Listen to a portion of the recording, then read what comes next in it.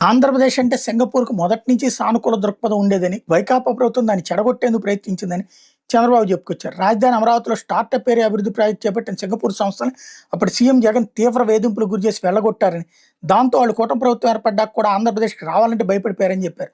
వాళ్ళకి నచ్చజెప్పి రాష్ట్రానికి రప్పించేందుకు చాలా శ్రమ పడాల్సి వచ్చిందన్నారు. సింగపూర్ ప్రభుత్వం అమలు చేస్తున్న ఉత్తమ పరిపాలనా విధానాలపై శిక్షణ కోసం ఈ నెల 21-27 వరకు ఆ దేశంలో పర్యటించిన రాష్ట్ర మంత్రులు చంద్రబాబు గురువారం మధ్యాహ్నం విందు సమావేశం నిర్వహించారు. సిగ్గుపడాలి సార్ మనం. అడ్మినిస్ట్రేషన్ సింగపూర్ వాడి దగ్గర నేర్చుకునేది ఏంది? వాడికి మనం నేర్పే స్థాయిలో ఉన్నాం. ఇవాళ రోజున కాంగ్రెస్ ప్రభుత్వాలు కాదు ఈ దేశాన్ని పరిపాలిస్తుంది. భారతదేశాన్ని పరిపాలిస్తుంది మోడీ సర్కార్.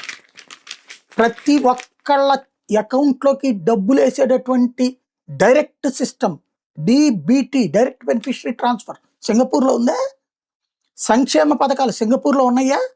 అడ్మినిస్ట్రీరియల్ గవర్నమెంట్లు, స్కూళ్ళు, కాలేజీలు ఈ సిస్టమ్ సింగపూర్లో ఉన్నాయా? వాడేదో బచ్చాగాని తీసుకొచ్చి లోకనాయకుల్లాగా ఎందుకు చూపెడుతున్నాం? ఒకప్పుడు ఈ సింగపూర్ డ్రామాలు నడిచినాయి.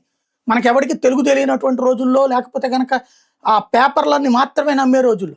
ఇవాళ రోజు సింగపూర్ ఏం గొప్ప దేశం కాదు, అది కూడా one of the country. Gulf కంటే గొప్పదేం కాదు. గల్ఫ్ కోట్ల మందికి ఉద్యోగాలు ఇస్తుంది, 1 కోటి మందికి ఉద్యోగాలు ఇస్తుంది. సింగపూర్ అంత సీన్ కూడా లేదు అక్కడ. ఇంకా ఇక్కడ డబ్బులు అది నొక్కేస్తూ ఉంటుంది.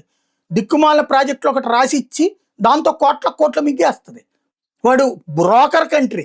బ్రోకర్ని గొప్పడుగా చూపించుకునేటటువంటి పరిస్థితి ఏందో అర్థం కాదు. వాళ్ళకి డబ్బులు తగలేసుకోవడం ఏందో అర్థం కాలేదు. వాడేదో ప్రపంచానికి పాఠాలు నేర్పుతాడని చెప్పి మనవాళ్ళని తీసుకెళ్ళి అక్కడ పంపించడం ఏంటో అర్థం కాలేదు. ఒక్కొక్క మంత్రికి బోర్డు తెలుసు, పోల్ మేనేజ్మెంట్ తెలుసు, లోకల్ మేనేజ్మెంట్ తెలుసు, అడ్మినిస్ట్రేషన్ తెలుసు.